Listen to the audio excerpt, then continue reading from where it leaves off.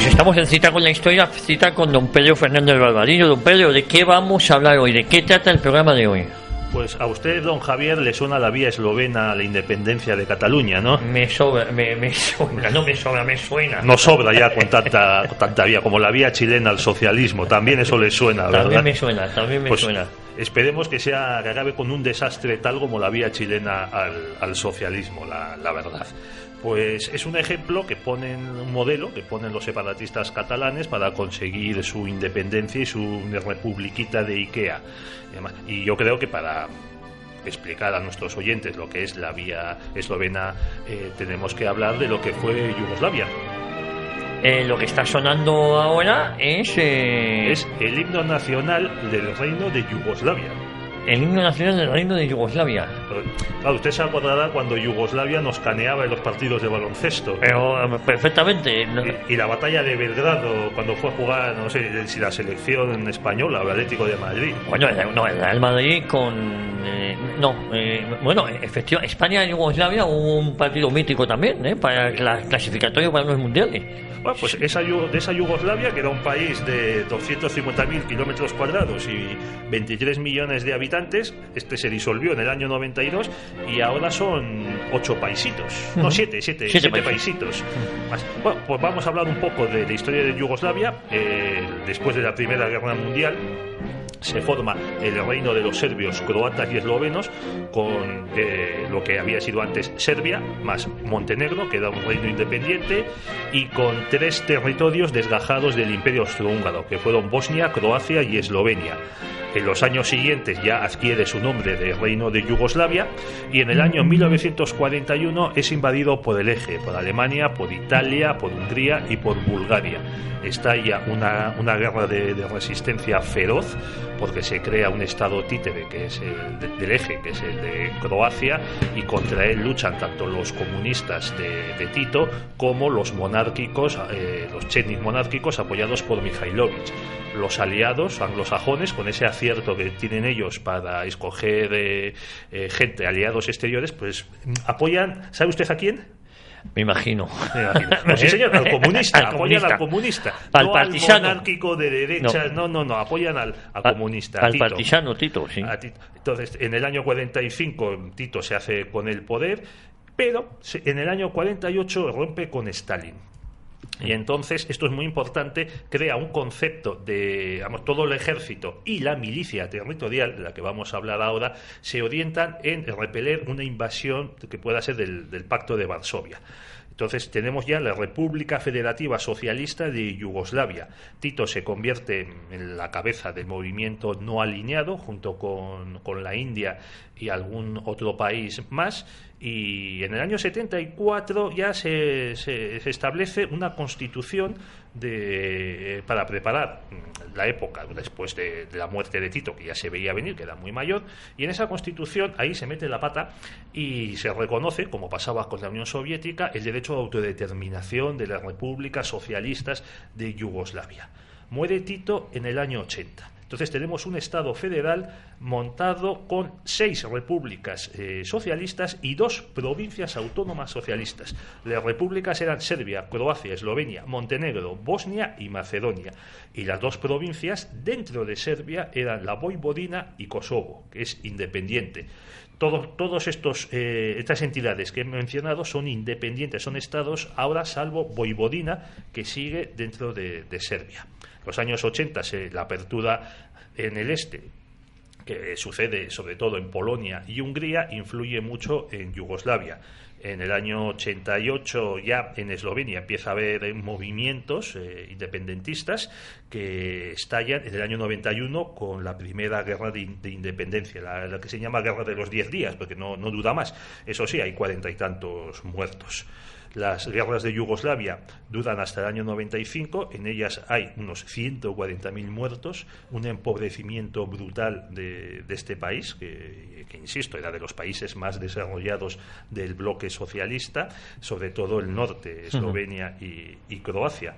Y ahora, pues eso, lo que estamos viendo, unos paisitos que no cuentan para nada en el panorama internacional, con unos odios entre ellos tremendos y que todo lo más pues sirven de modelo pues a otros seres enloquecidos que por su nacionalismo de campanario quieren romper otras naciones. Bueno, me dicen desde control, me dice Carlos Chinchilla, ya tenemos a la profesora Mira Milosevic, profesora de Relaciones Internacionales, autora de distintos libros, el último de ellos sobre la revolución bolchevique. Mira, muy buenos días. Hola, muy buenos días, ¿qué tal? ¿Cómo estamos? Pues bien, dentro de la gravedad, como dirían los médicos, estables dentro de la gravedad. Bueno, Pedro Fernández Barbarino me decía que usted se considera ciudadana de Yugoslavia todavía. Sí, yo me defino ex-yugoslava porque es el país en el que he nacido y que he abandonado una vez que ha desaparecido, porque no había aceptado que me definen como serbia simplemente por mi lugar de nacimiento. Y por lo tanto, pues sí, me considero ex-yugoslava, no me considero serbia. Hola, buenas tardes. Mira, ¿qué tal? ¿Cómo estás? Hola, ¿qué tal? Bueno, yo te quería preguntar, vamos a ver, en los años 80 se decía que era de mal gusto preguntarle a un yugoslavo de qué república era, porque no se quería fomentar las diferencias. Había muchísima gente que se consideraba más yugoslava que eslovena o Bosnia o Serbia. ¿Cómo es posible que este país estallase de la manera tan violenta en que lo hizo?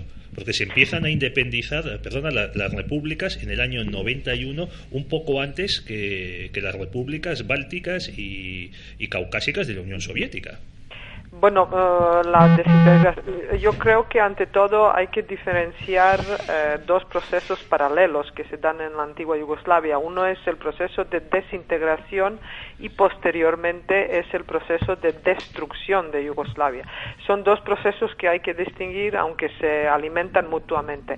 El proceso de desintegración comienza con el colapso general del comunismo en 89 y con la evolutiva desaparición, digamos, del aparato comunista totalitario que había garantizado la perdurabilidad del Estado yugoslavo comunista.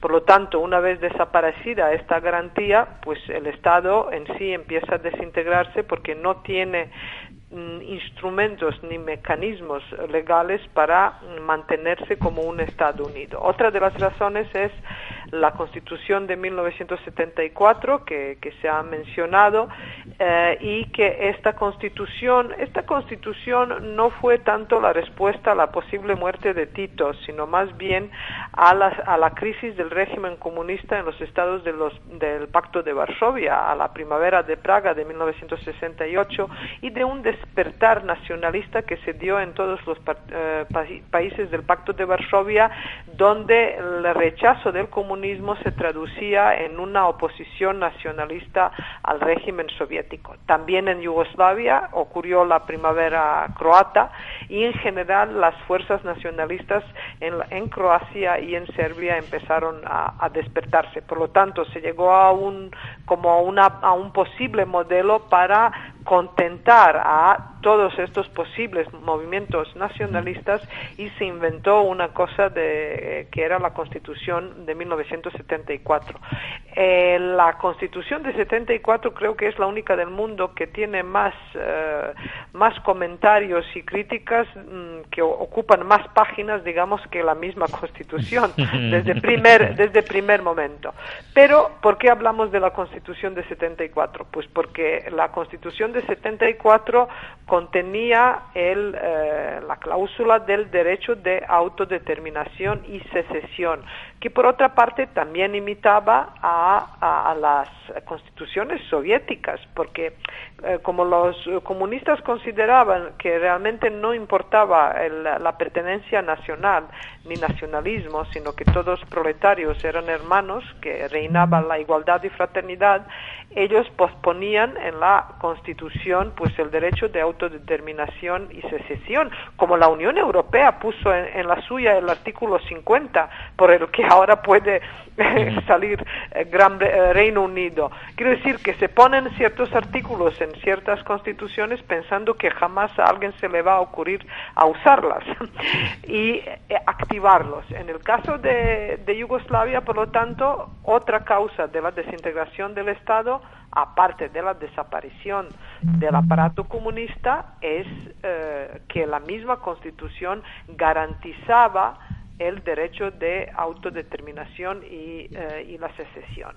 Dicho esto, este proceso de desintegración del Estado no tuvo por qué acabar en la destrucción de Yugoslavia, que es básicamente las guerras iniciadas por el nacionalismo serbio y muy apoyadas por el nacionalismo croata, que han supuesto pues unas guerras del nacionalismo étnico y excluyente, y por lo tanto se procedió a la destrucción de la antigua Yugoslavia, que supuso sobre todo un previo acuerdo entre Franjo Tuđman y Slobodan Milošević de repartirse a Bosnia y Herzegovina. Esta fue una de las causas, otra era el deseo de Kosovo de ser independiente, etcétera, etcétera. Quiero decir que estos dos procesos hay que distinguir.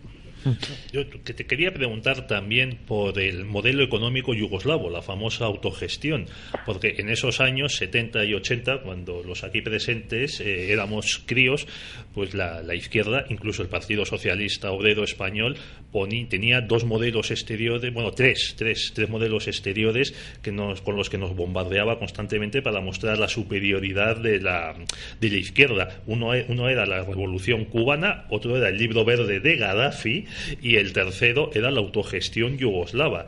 ¿Puedes explicar un poco en qué consistía este modelo de autogestión? Resumiendo en una frase, nadie me podía, lo que se resumía en Yugoslavia, nadie me puede pagar tan poco como yo poco puedo trabajar. Esta era la idea. Pero bueno, autogestión se basaba en una responsabilidad colectiva, lo que, como decía mi abuelo, donde en una casa donde no hay quien sea responsable, una cabeza de familia, nadie es responsable. Básicamente, autogestión eran un diseño de funcionamiento de las empresas donde supuestamente todos los empleados tenían el mismo derecho de tomar decisiones respecto a su empresa, su fábrica, o sea cual sea su empresa. Esto principalmente llevó que la gente muy incompetente, gente que no era competente en sentido profesional, pudo tomar decisiones pues sobre la producción, sobre los planes a corto y largo plazo del desarrollo de una empresa, y obviamente en términos económicos esto llevó a un desastre. Los sindicatos, tanto en Europa del Este en general, pero sobre todo en Yugoslavia, en un momento tuvieron más poder que el Partido Comunista mismo, porque con sistemas de autogestión, de funcionamiento de las empresas, pues se fomentó muchísimo el papel de cada empleado, y supuestamente se fomentó la igualdad entre los empleados en una empresa. Esta igualdad era solo aparente porque obviamente, como sabemos, en el sistema comunista no solo que no ha desaparecido la clase, como era la idea bolchevique principal, sino que la clase comunista, que los comunistas se convirtieron en la clase privilegiada, y por lo tanto, incluso en este sistema de autogestión, los que eran miembros del Partido Comunista, pues obviamente tenían más voz y voto y más poder para tomar las decisiones. Yo sé que esto fue un fenómeno sociológico, que mucha gente venía de Yugoslavia para estudiar, gente de los Estados Unidos incluso, fue un fenómeno, pero que fue una idea utópica, una más del comunismo, y el hecho de que la economía yugoslava había fracasado completamente, pues es una de las señales que fue una mala idea. Bueno, por lo que nos has explicado, el nacionalismo se impone en Yugoslavia y en los demás países del este sobre la ideología socialista y la hermandad proletaria. Yo te quería preguntar, ¿cómo sucede la independencia de Eslovenia? Porque, claro, estábamos hablando al principio del programa de que para los separatistas catalanes su modelo es la llamada vía eslovena. Bueno, yo la verdad que estoy absolutamente impresionada con la ignorancia sin vergüenza, la absoluta falta de idea de contexto histórico, de los hechos históricos y sobre todo de falta de respeto hacia las víctimas de las guerras yugoslavas en estas comparaciones tanto con la vía eslovena como con la vía de Kosovo. Dicho esto, que es indignante absolutamente para alguien que mínimamente conozca la historia de Yugoslavia, es indignante que se compara y sobre todo habla de los que lo hacen, de la ignorancia y estupidez de la gente que lo hace. Dicho esto, Yugoslavia en 1991 y según la Constitución de 74 organizó su referéndum en lo que la mayoría de la gente, pues ahora mismo no me acuerdo del porcentaje de los votos, pero clarísimamente ganó el sí para la independencia y secesión de Yugoslavia. Esto se produjo, y esto sí que es importante y puede valer para cualquier contexto hablando de los nacionalistas.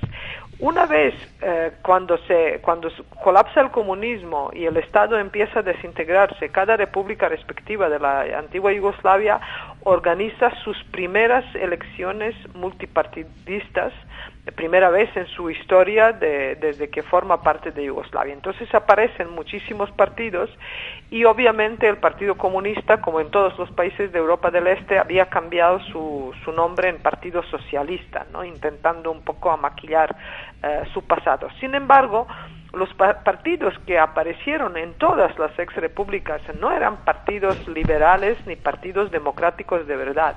Quiero decir que existía la alternativa o antiguos comunistas o los nuevos partidos nacionalistas, cuyo programa principal no era, y esto es importante, democratizar de verdad, poner su país en la transición a la democracia, sino solucionar lo que ellos llamaban la cuestión nacional. Y la cuestión nacional consistía en independizarse de la antigua Yugoslavia.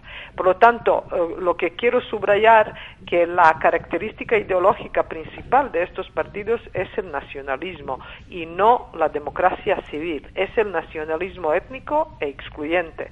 Y una vez que estos partidos han llegado al poder, era cuestión de días cuando se va a realizar el referéndum y proclamarse la independencia.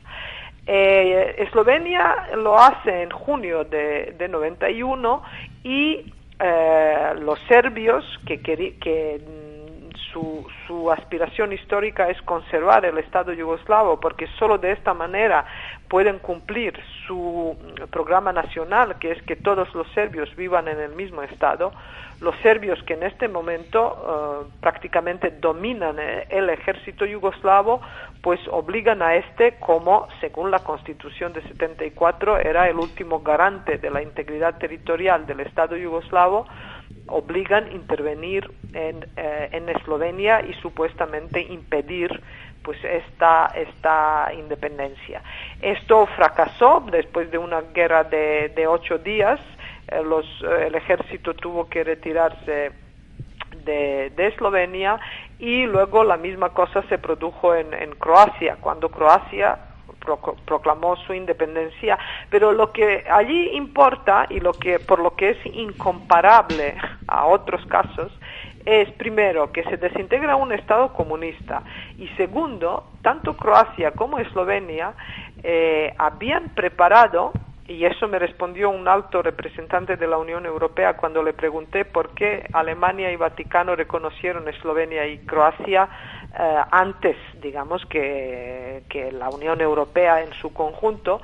Él me respondió, pues porque los eslovenos y croatos lo prepararon tan bien diplomáticamente este paso, que lo habían preparado antes. Quiero decir que el reconocimiento de Alemania y Vaticano prematura contribuyeron decisivamente a proclamación de la independencia de Eslovenia y Croacia, y luego ya era cuestión de meses o años, incluso el proceso. Las nuevas guerras balcánicas o las guerras de la antigua Yugoslavia duraron, como sabéis, entre 91 y 99, ¿no? Casi una década, pero empezaron con este reconocimiento por parte de Alemania y del Vaticano. Bueno, has mencionado los procesos, el nacionalismo etnicista de croatas, de serbios y de eslovenos. Bueno, en Eslovenia vivían muy pocos serbios, pero aún así se produjo un fenómeno que tú quizás te recuerdes, que se trató de los borrados o los eliminados por una ley. O sea, los eslovenos que no pedían la nacionalidad en un plazo determinado quedaban excluidos no solo de la nacionalidad, sino de todos los beneficios sociales, de las pensiones y similares. Y tardó varios años en que el Tribunal Supremo Constitucional de Eslovenia reconociese o decretase que esta ley era una barbaridad, era ilegítima y se debía incluir a todos los eslovenos, a todas las personas que habían vivido hasta ese momento en Eslovenia dentro del Estado. No sé si esto te recuerda o te suena. Y luego, sí. Perdona, mira, y quiero añadir para que puedas contestar en bloque. Y luego en Croacia, que también, digamos, con el pasado del Estado Ustaša de Ante Pavelić, se produce, claro, como se quiere reconocer solo como ciudadanos a los croatas, o se quiere establecer un Estado en torno al concepto de pueblo croata que tiene en ese momento Tuđman y su partido. Claro, los serbios que viven en la Krajina, o sea, en la frontera con Bosnia, y en la comarca de Vukovar, cerca de Serbia, entre Serbia y Hungría, claro, se aplican ellos mismos el derecho de autodeterminación dentro de la Croacia autodeterminada. Sí. Primero, la cuestión de Eslovenia. El 98% de la población de Eslovenia eran eslovenos étnicos y el 2% pues eran serbios y sobre todo gente de Bosnia y Herzegovina. Lo que has contado es completamente cierto, pero como el caso de Eslovenia, debido a esta homogeneidad de la población, pues esto no llamó tanto la atención, pero sí que llama la atención que, por ejemplo, el banco Ljubljanska banka, el banco de Ljubljana, un banco esloveno que era como la Caixa ahora, por ejemplo, que todos los ciudadanos de Yugoslavia tenían sus ahorros, pues hoy en día, incluso más de 25 años después de la guerra de Eslovenia, de independencia, todavía hay gente que no ha recuperado su dinero, cuyo valor ya se ha perdido casi por completo. Quiero decir que la ruptura de Eslovenia con Yugoslavia fue muy dramática, no solo en términos de víctimas humanas y de la guerra, sino que en términos económicos también para muchos yugoslavos. Caso de Croacia es más complicado porque aparte que tenía una parte de Croacia que estaba poblada casi completamente por los serbios, bueno, una parte que se promovió, que se autodeterminó dentro de la Croacia independiente, la llamada República Srpska de Croacia, y esta parte de Croacia, pues bueno, esta autodeterminación de los serbios dentro de Croacia fue obviamente dirigida, apoyada, y idea de ello surgió de Belgrado, ¿no? Del presidente de Slobodan Milošević y de sus asesores, si les podemos llamar de esta manera. Quiero decir que fue un reflejo del nacionalismo serbio gestionado en Belgrado y en Serbia. Es cierto, y esto es una de las cosas que creo que se olvida. Hay dos cosas que se olvidan cuando hablamos de independencia de Croacia. Una es que cuando una vez se proclama esta independencia y el Estado está reconocido por Alemania y el Vaticano, los croatas definen a todos ciudadanos de Croacia como, primero, de religión católica, que era una de las cosas que molestaba mucho a los serbios, que se definen como ortodoxos, y por otro lado, pues que es que ya no existía el idioma serbo-croata, sino solo croata, aunque hoy en día, por ejemplo, lingüistas todavía afirman, lingüistas competentes de todas partes de Yugoslavia, pues que se trata de un mismo idioma y de diferentes dialectos. Pero bueno, quiero decir que aparte que se han exhibido los símbolos de la única época cuando Croacia fue Estado independiente, que fue durante la Segunda Guerra Mundial, como un satélite del régimen nazi alemán, que fue el Estado Ustaša de Pavelić. Quiero decir que todas estas circunstancias no justifican la autodeterminación ilegal de los serbios en la República Srpska, pero también hay que decir que el régimen croata inmediatamente había reducido y había definido la pertenencia de Estado y la definición de sus ciudadanos en términos étnicos y no en términos cívicos. Y la segunda cosa que se olvida, pues es una de las limpiezas étnicas más duras también que se han producido durante las guerras yugoslavas, aunque los serbios tengan la mayor parte de la responsabilidad, digamos, de las últimas guerras yugoslavas, es justo reconocer que Croacia ha ejercido una limpieza étnica en la llamada Operación Oluja, que quiere decir tormenta, en 95, cuando fueron expulsados 250.000 serbios de esta llamada República Srpska. Por lo tanto, pues bueno, todas las guerras yugoslavas creo que no deben para nadie ser un ejemplo cómo crear un Estado, ¿no? Y cómo independizarse porque no hay comparación posible. Sí, es una frivolidad que se esté mencionando el ejemplo de esto. Bueno, te quería preguntar ya para acabar dos cositas. ¿De qué viven Macedonia, Kosovo, Serbia? Porque bueno, Croacia pues tiene el turismo de la costa dálmata. Eslovenia ya era muy productiva durante la época socialista y está, pues, limita con Austria y con Italia.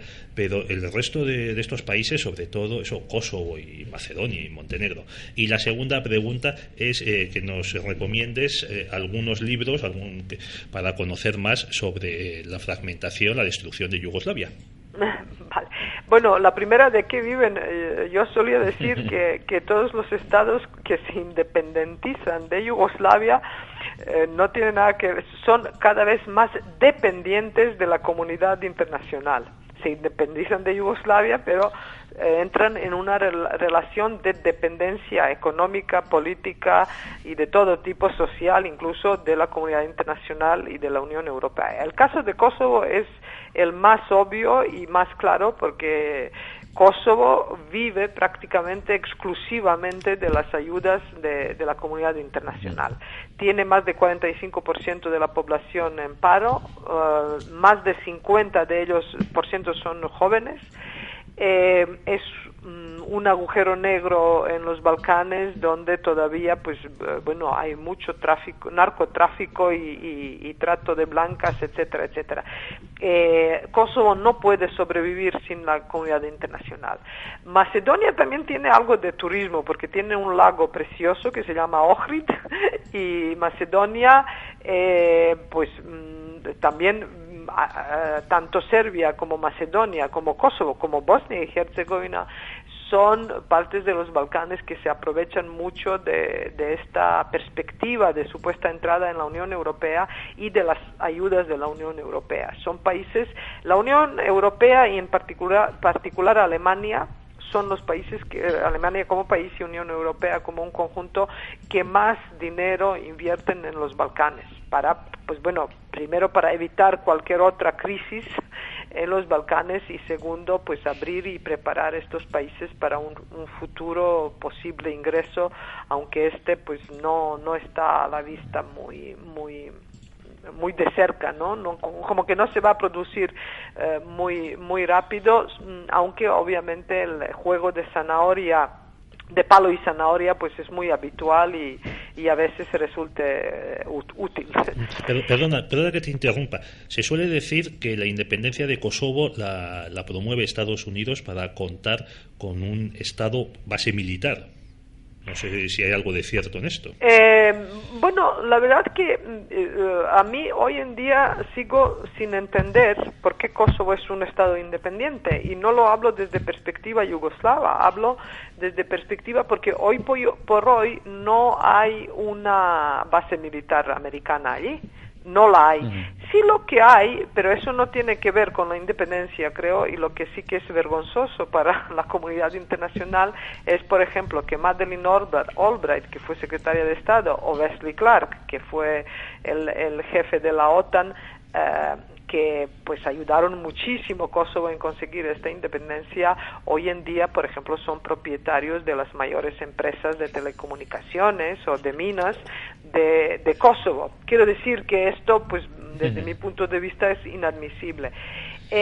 Yo creo que más que un interés militar o un interés económico o cualquiera, creo que hubo una intención de una vez por todas encontrar un equilibrio del poder, si podemos usar este término, al nacionalismo serbio. Quiero decir que todas las guerras yugoslavas, balcánicas, desde 1912, desde la Primera Guerra Balcánica, tienen mucho que ver con el nacionalismo serbio y el frágil equilibrio de antigua Yugoslavia, pues bueno, siempre estaba amenazado por la competitividad entre nacionalismo serbio y croata, ¿no?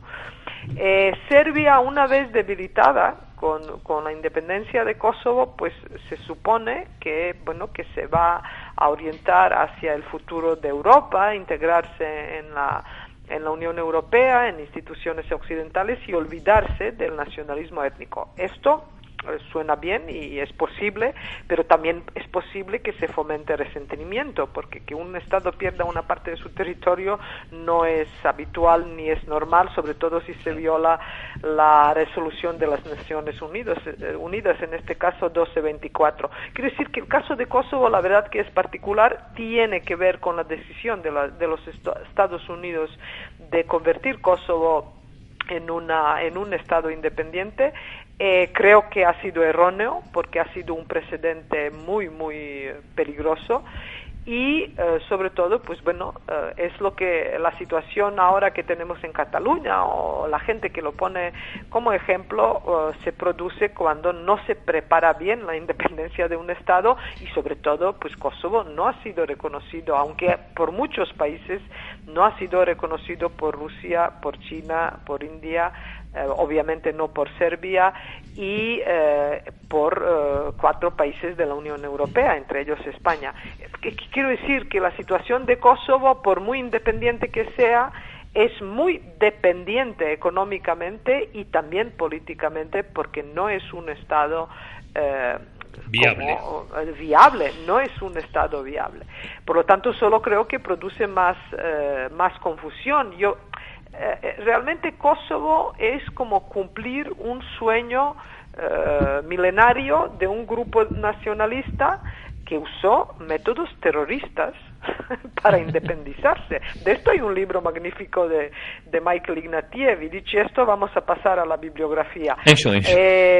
Michael Ignatieff, que es un canadiense y bueno, director de la Universidad de Budapest, esta que tanto Víctor Orbán tiene en contra con ella porque está financiada por Soros. Michael Ignatieff tiene un libro que se llama El honor del guerrero, que es un libro muy muy bueno, que habla de las guerras yugoslavas. Luego hay guerras, pues bueno, hay varios libros. Yo tengo 2 libros publicados en España hace 15 años. Uno es sobre los tristes y los héroes, que trata nacionalismo serbio y su papel en la desintegración de la antigua Yugoslavia, y el otro es El trigo de la guerra, que es sobre la guerra de Kosovo y de la independencia de Kosovo. Hay libros de Max Masover, que es un historiador británico de origen polaco, que se llama Los Balcanes. Hay libros, muchas compilaciones. Misha Glini es uno de los autores que tiene varios libros, pero las guerras yugoslavas no deben ser ningún ejemplo a nadie como modelo de cómo conseguir un Estado independiente. Si hoy en día tiene todavía sentido tener Estados independientes en términos étnicos, ¿no? En esta época de globalización, pero esta es otra cuestión, ¿no? Mira, Milosevic, muchísimas gracias por haber participado aquí en Radio Ya en Cita con la Historia. Gracias a vosotros, y si me he enrollado mucho, perdonad, porque es tema de mi expatria.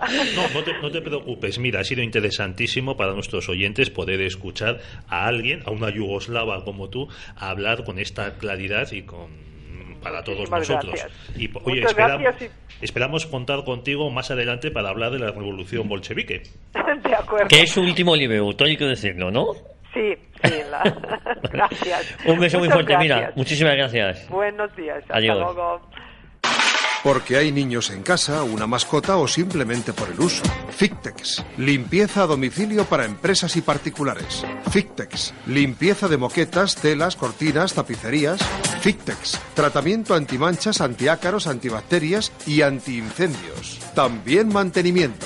Fictex. Le visitamos sin compromiso. Infórmese 91 870 4696. La editorial Secotia es un proyecto de desarrollo cultural cuyo objetivo principal es la defensa y dignidad del ser humano. Opinión y ensayo, reflejos de actualidad, biblioteca de historia, narrativa con valores, ensayo religioso, colecciones que dan un aire de vida a tu biblioteca. La editorial Secotia es garantía de altos valores. Suscríbete gratuitamente a sus boletines de Vive Secotia en secotia.com. La tienda ya.es es un servicio del Grupo Ya que ayuda a que este proyecto sea viable. Hemos seleccionado los productos al más puro estilo Radio Ya. España, cultura y entretenimiento. Colabora con nosotros a través de la tienda ya.es. Llama al 91 433 73 28 o compra directamente en www.tiendaya.es. Llámame de 9 a 6 al 91 433 7328 y te ayudaré a elegir lo que más te convenga en cada momento. Descubre cómo llevarte un regalo seguro en cada compra. Tiendaya.es. Compra ahora. Cada vez que lo haces, ayudas a España.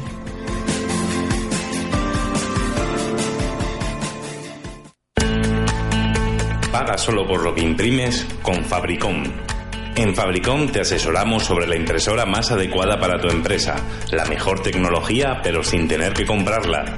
Incluimos todos los servicios y consumibles para que empieces a ahorrar con nosotros. Visítanos en www.fabricom.es o llámanos al teléfono 91 157 1770. Fabricom.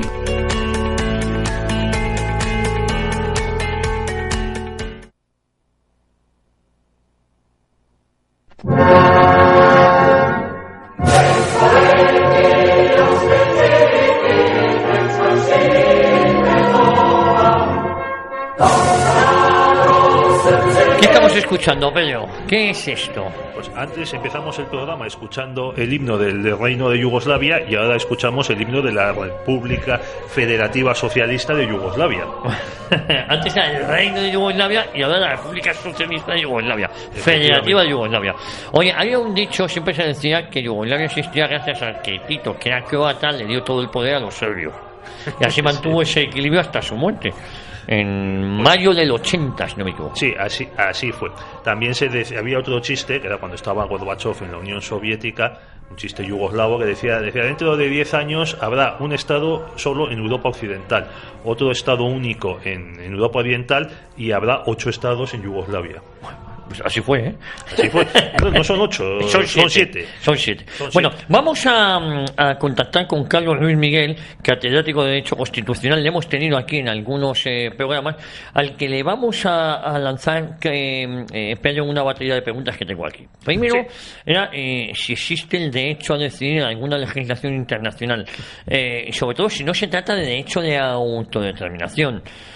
Después, si se ajusta a Cataluña esa legislación del derecho de autodeterminación por la ONU, es decir, si Cataluña cumple con esa legislación del derecho de autodeterminación que exige la ONU, ¿no? Sí, a ver si Cataluña es como Timor Oriental o como Sudán del Sur.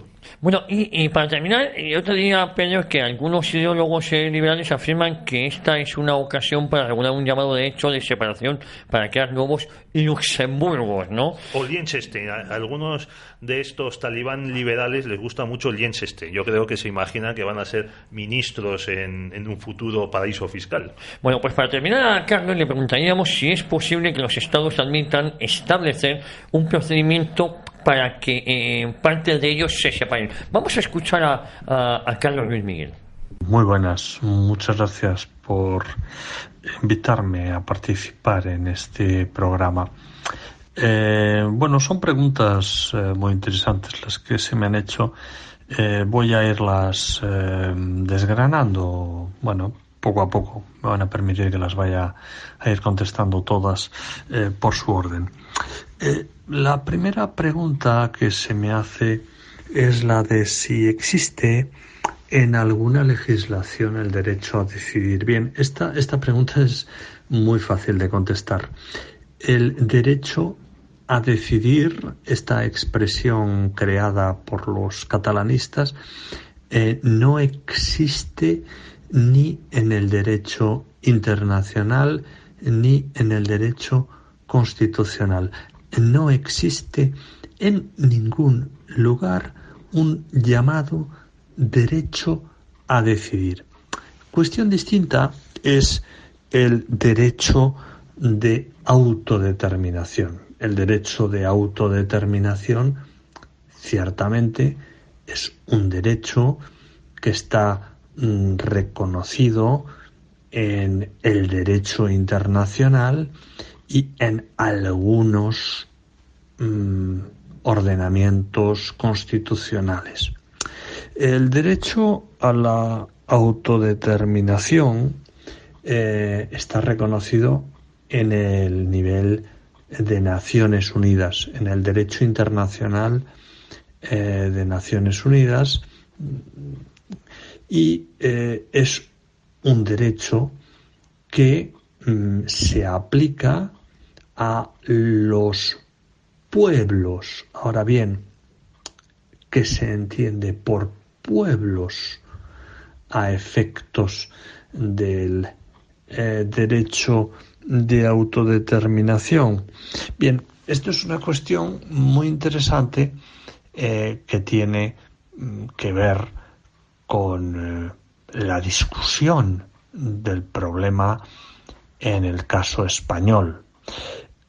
Algunos han pretendido, algunos por supuesto, cuando hablo de algunos me refiero a algunos dirigentes separatistas catalanistas, como por ejemplo Oriol Junqueras y otros, han pretendido que, dado que España es miembro de Naciones Unidas y dado que España ha ratificado el Pacto Internacional de Derechos Civiles y Políticos y el Pacto Internacional de Derechos Económicos, Sociales y Culturales, que ambos recogen este derecho, en ambos tratados, el Pacto de Derechos Civiles y el Pacto de Derechos Económicos, Sociales y Culturales, ambos en su artículo 2 recogen el derecho de autodeterminación, que esto significaría que Cataluña tiene un derecho de autodeterminación. Bien, esto es evidentemente un disparate y lo es por muchas razones que voy a intentar sintetizar. Pensemos en la primera. Francia es un país que, al igual que España, ha ratificado esos dos tratados. ¿Alguien puede sostener que Córcega o Bretaña o Normandía o el País Vasco francés o la Cataluña francesa tienen derecho de autodeterminación porque Francia, igual que España, ha ratificado ese tratado, esos tratados? Si ustedes preguntan a cualquier jurista o político francés, la respuesta es evidente. Le dirán, no, esto es un disparate. El Pacto Internacional de Derechos Civiles y Políticos habla de pueblos, sí, pero no de cualquier territorio. Para que un territorio sea considerado pueblo, tiene que ser, en primer lugar, el pueblo de un Estado miembro de Naciones Unidas. Por tanto, el pueblo francés, el pueblo español, son quienes tienen derecho a la autodeterminación. El pueblo francés, el pueblo español, el pueblo italiano, el pueblo alemán, tienen derecho a determinar su gobierno. Esto es lo que significa el derecho de autodeterminación tal y como está reconocido en estos dos pactos. España, como los demás Estados miembros, en estos pactos tiene que someter un informe a las Naciones Unidas acerca del nivel de cumplimiento que da a estos tratados. Y a la luz de ese informe, otros Estados miembros pueden hacer observaciones y hay un comité, el Comité de Derechos Humanos de Naciones Unidas.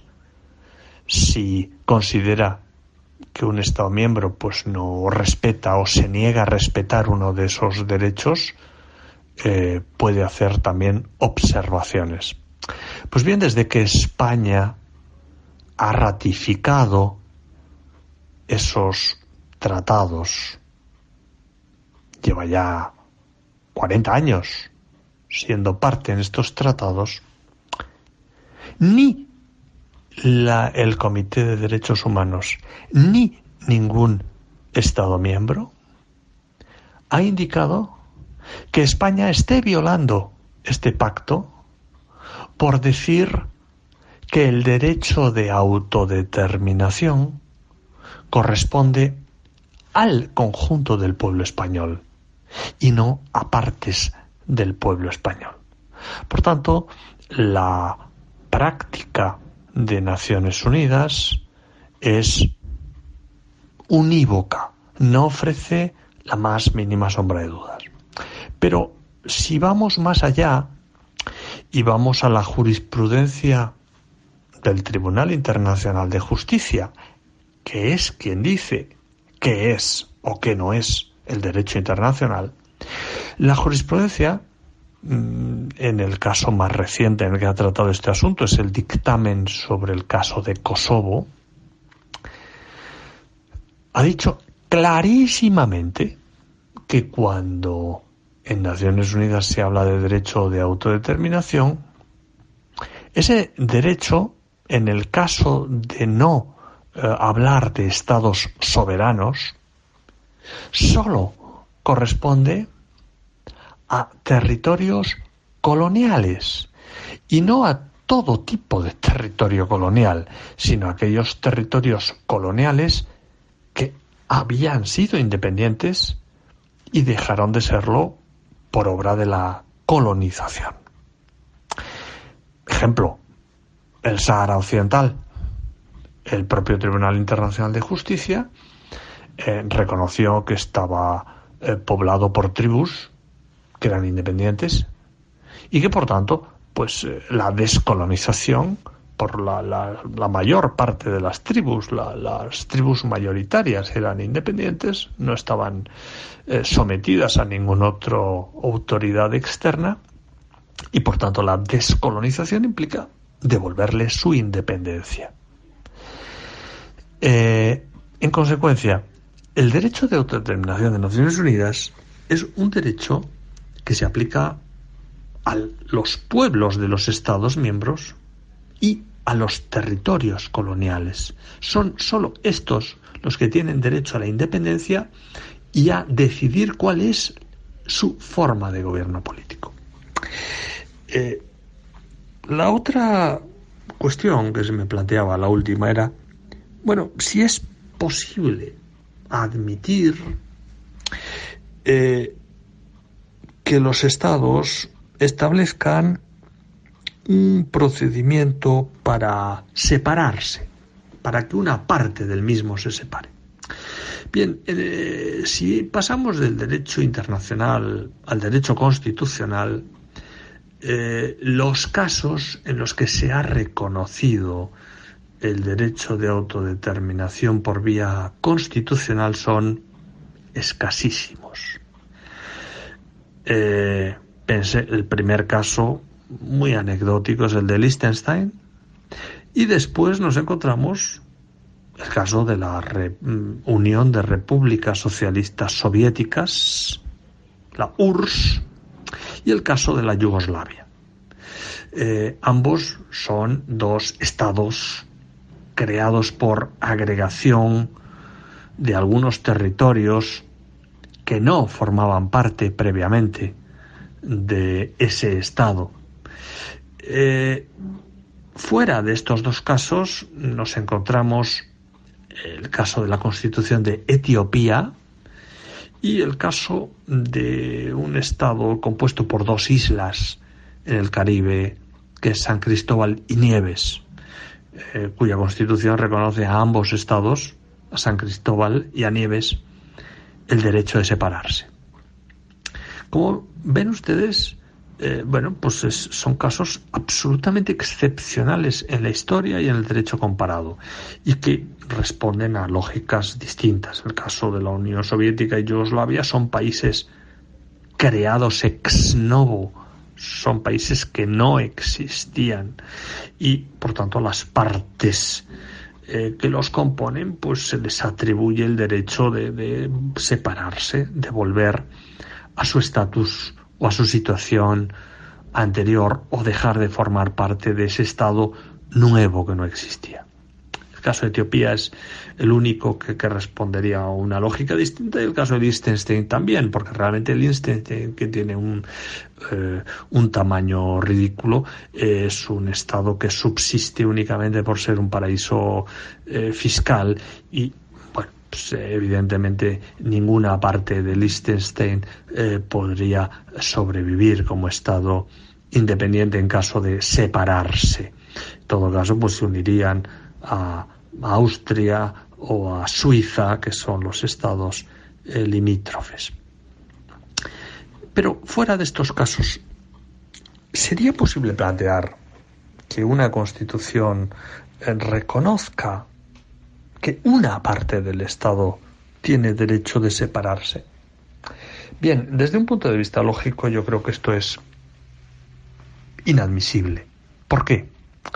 Porque si esa Constitución ha sido creada por un pueblo, ese pueblo es el único que podría determinar su disolución. Alguien puede decir, bien, pero si ese mismo pueblo autoriza su disolución, sí, pero incluso en ese caso tendríamos que plantearnos, sobre todo en el caso, repito, de un pueblo ya existente, de un pueblo que no es nuevo, que no se ha creado ex novo, como era la URSS o Yugoslavia o San Cristóbal y Nieves.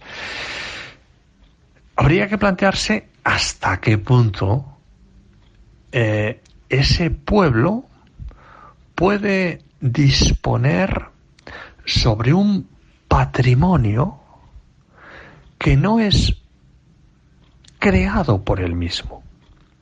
Cuando un pueblo crea una constitución, está administrando una herencia, un legado que ha sido transferido por otras generaciones que con su esfuerzo, con sus sacrificios, han forjado ese pueblo.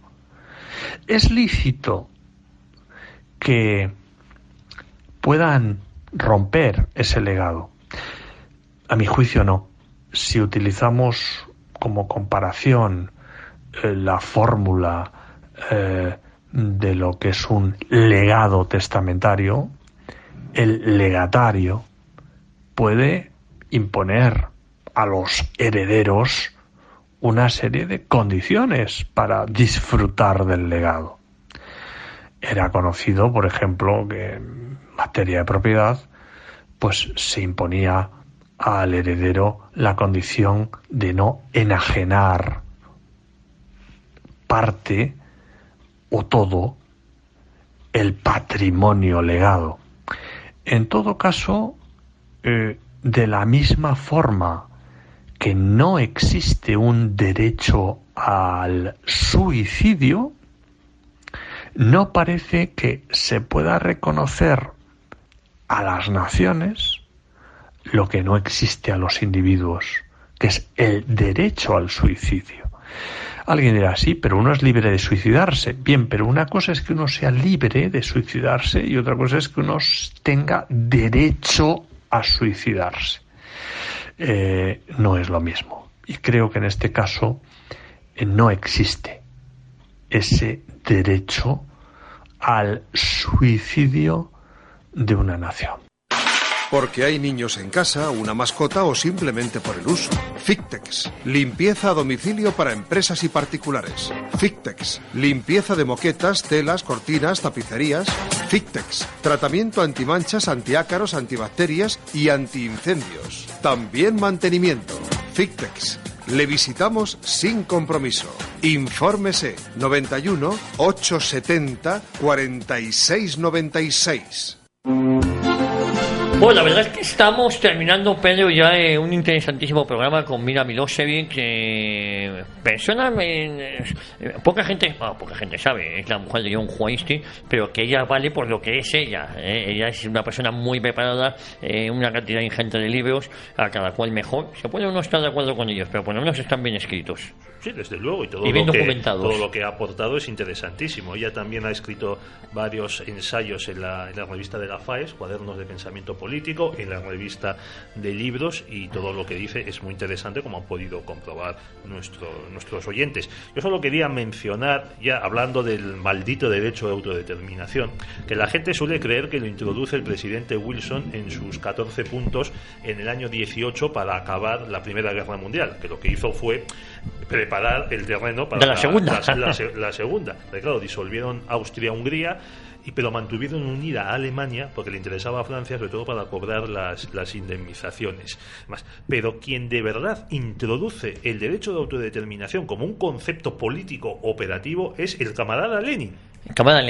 Bueno. En los primeros decretos, una vez tomado el poder en noviembre del 17, noviembre, según nuestro calendario, octubre, según el calendario juliano de los rusos, uno de los primeros decretos es la Declaración de Derechos del ruso, y en él establece la libertad de autodeterminación de los pueblos que forman el Imperio ruso. Luego, una vez que estaban autodeterminados, el ejército rojo se dedicó a invadirlos. Sí. Por eso la Unión de Repúblicas Socialistas era una Unión de Repúblicas Socialistas. Bueno, porque nos íbamos a incorporar todos a esa Unión de Repúblicas Socialistas. Sí, España estuvo a punto, ¿eh? El comunismo es imperialista por esencia. Bueno, Pedro Fernández Barbadí, un placer como siempre, un programa magnífico, una vez más aquí en Radio Ya, en Cita con la Historia. No nos olvidemos, los nacionalistas siempre mienten. Y a todos ustedes, muchísimas gracias por su fidelidad. Nosotros prometemos volver, Dios mediante, aquí a Radio Ya, a Cita con la Historia la próxima semana.